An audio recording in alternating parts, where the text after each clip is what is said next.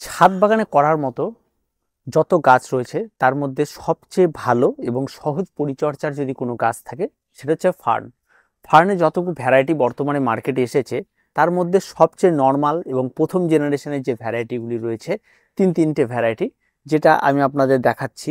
এই ভ্যারাইটিগুলি কিন্তু একজন নতুন বাগানি যখন নতুন বাগানে স্টার্ট করতে যাচ্ছে এবং হ্যাঙ্গিংয়ে কোন গাছ লাগাবে সে ভাবছে, তার জন্য সবচেয়ে উপযোগী ফার্নের এই তিনটে ভ্যারাইটি। প্রথম কথা, এই সমস্ত ভ্যারাইটিগুলি চট করে মারা যায় না। দ্বিতীয় কথা, এই সমস্ত ভ্যারাইটিগুলি অনেক হার্ডি গাছ, সহজে নষ্ট হবে না। 3 নাম্বার যে বিষয়টা থাকে সেটা হচ্ছে চারা তৈরি করা অত্যন্ত সহজ, আর তারপরে বাকি থাকে পরিচর্যা একেবারে নির্ঝঞ্ঝাট, কোনো কিছু নাই বললেই চলে, এইরকম একটা নর্মাল পরিচর্যার গাছ। প্রথমে আসি এই সমস্ত গাছগুলির মাটির মিশ্রণ।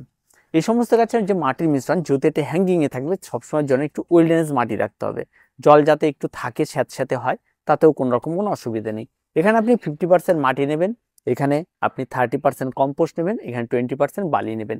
এই যে একটা মাটির মিশ্রণ তৈরি করবেন, আর মাটিটা যেন সবসময় যেন হালকা ভেজা স্যাঁতস্যাঁতে থাকে, তার জন্য একটু কম্পোস্টের পরিমাণটা বেশি, কারণ এরা স্যাঁতস্যাঁতে যত ভালো মাটিটা থাকবে এদের গ্রোথটা তত ভালো হয়ে থাকে।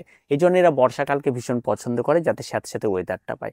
তার সঙ্গে সঙ্গে এরা মশাটাকেও ভীষণ রকমভাবে পছন্দ করে। শীতকালে এদের জন্য মোটেও ভালো না। তাই আপনি অবশ্যই এইভাবে মাটি প্রস্তুত করুন এবং গাছটিকে বসিয়ে দিন। এবার সেই গাছের দাম। এই সমস্ত গাছগুলি নার্সারিতে ক্রয় করতে গেলে সর্বনিম্ন রেটেই আপনি পেয়ে যাবেন। কিছু কিছু ভ্যারাইটি রয়েছে যেগুলি ছোট ছোট পাতা, সেই ভ্যারাইটিটাতে দাম বেশি নিতে পারে, আর বাকি আদার যে ভ্যারাইটিগুলো রয়েছে সেগুলির দাম একেবারেই কম। আর যে সমস্ত ফার্নগুলি দেখেন, এগুলি পাহাড়ে ঘুরতে গেলে জঙ্গলে অনায়াসে যেখানে সেখানে আপনি দেখতে পাবেন, সেখান থেকে তুলেও আপনি নিয়ে আসতে পারেন আপনার ছাদ বাগানে।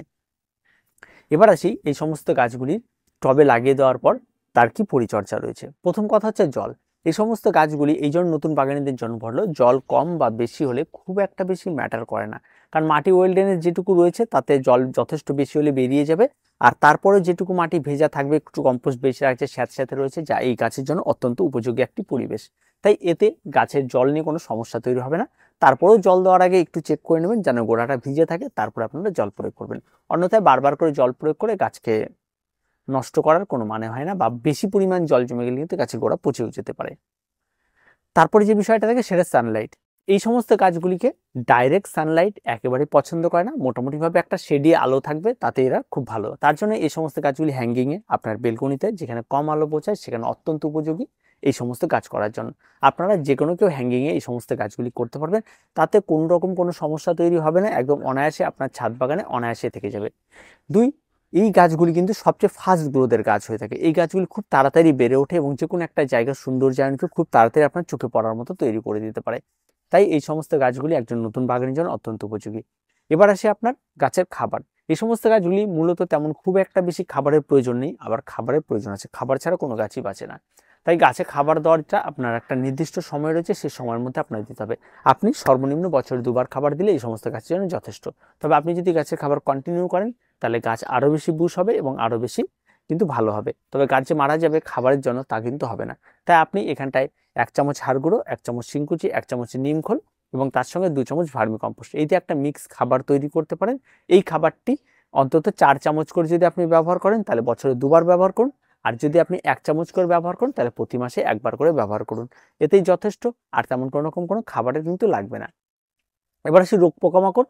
এই সমস্ত গাছগুলিতে রোগ পোকামাকড় একেবারেই ধরে না, এগুলো একদম সম্পূর্ণরূপে একটা জংলি গাছ, আর জংলি গাছে খুব রোগ পোকামাকড় কম থাকে, আর এই সমস্ত গাছে ইমিউনিটি পাওয়ারটা অনেকটাই বেশি থাকে। তাই রোগ পোকামাকড়ের দিক দিয়ে একদম নিশ্চিত থাকুন, তেমন করে একটা বেশি রোগ পোকামাকড় এই সমস্ত গাছে আপনি পাবেন না। আর যেটা পাবেন হয়তো আপনি, সেটা হচ্ছে অনেকটা সময় মার্চ এপ্রিল মাসের দিকে যখন প্রচন্ড কড়া ওয়েদার, তখন এই সমস্ত গাছে পাতাগুলি পুড়ে যেতে পারে, মানে রোদ সহ্য করতে না পেরে। আর অনেকের মনে হতে পারে এটা হয়তো ফাঙ্গাল আক্রমণ, তবে এই ভুলটা কেউ করবেন না। অনেকে এটা ফাঙ্গাল আক্রমণ মনে করে অ্যান্টিফাঙ্গাল স্প্রে করে থাকে, প্রয়োজন নেই, খালি নিয়মিত জলটা আপনারা চালিয়ে যান, তাতেই গাছের জন্য যথেষ্ট। আর তেমন কোনো কিছু লাগবে না এই সমস্ত গাছগুলির জন্য। আর খুব সহজ পরিচর্যা, যদি কেউ চারা তৈরি করতে চান তাহলে চারা তৈরি করার জন্য অবশ্যই বর্ষাকাল ওয়েট করবেন।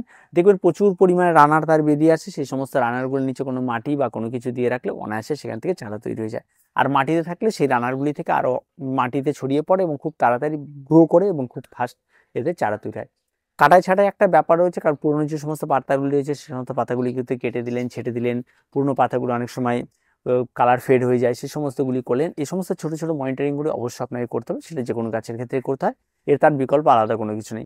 তবে টেম্পোরারি হিসাব করলে এই সমস্ত গাছের পরিচর্যা অন্যান্য গাছের তুলনায় অনেকটাই কম। তবে জলের অভাব দেখা দিলে গাছের কিন্তু কালার নষ্ট হয়ে যায়, গাছে কিন্তু শেপ নষ্ট হয়ে যায় এবং গাছের যে গ্লিজির ব্যাপারটা থাকে সেটা কিন্তু নষ্ট হয়। তাই জলটাকে কোনো রকমভাবে যেন জলের অভাব গাছে না হয় সেই বিষয়টা একটু নজরে রাখবেন। তো আর তেমন কোনো রকম পরিচর্যা নেই, এই ছোট্ট ছোট্ট পরিচর্যাগুলি করলেই কিন্তু এই ফার্নগুলিকে কিন্তু আপনার ছাদ বাগান একটা নেক্সট লেভেলে নিয়ে যেতে পারে। তাই ফার্নকে যদি আপনি আপনার ছাদ বাগানে রাখতে চান, তাহলে এই সমস্ত 3টে ভ্যারাইটি বললাম, এই 3টে ভ্যারাইটি কোনো রকম কোনো বিকল্প নেই, কারণ এই সমস্ত গাছগুলিতে কোনো রকমই কোনো পরিচর্যা লাগে না, খুব কম পরিচর্যা, এগুলি কিন্তু অনায়াসে খুব ভালো হয়ে থাকে। আপনি হয়তো 7 দিন 10 দিন ভুলে গেলেন, কোথাও ঘুরতে গেলেন, বেশি করে একটু জল দিয়ে চলে গেলেন, অনায়াসে এই সমস্ত গাছগুলি বেঁচে থাকবে, তাদের চট করে কিন্তু নষ্ট হয়। যতক্ষণ পর্যন্ত গাছের গোড়া রয়েছে গাছের মধ্যে, ততক্ষণ পর্যন্ত আপনি নিশ্চিন্তে থাকুন। শীতকাল পড়লে এই সমস্ত গাছের পাতাগুলি একটু পড়ে যেতে পারে, পাতার সংখ্যাটা কমে আসতে পারে, তাছাড়া তেমন কোনো রকম এফেক্ট কিন্তু পড়বে না। সারা বছর আপনার ছাদ বাগানে অনায়াসে এরা বেঁচে থাকবে। তো এত সহজ পরিচর্যার গাছ যদি এগুলি করতে চান, আর এই গাছগুলি কিন্তু দেখার মতোই হয় যখন অনেকটা বড় হয়ে যায়। তো আজকে এই পর্যন্ত, দেখা হচ্ছে পরবর্তী ভিডিওতে। প্রত্যেকে ভালো থাকবেন, প্রত্যেকে সুস্থ থাকবেন, আর চ্যানেলটিকে অবশ্যই সাবস্ক্রাইব করে রাখবেন।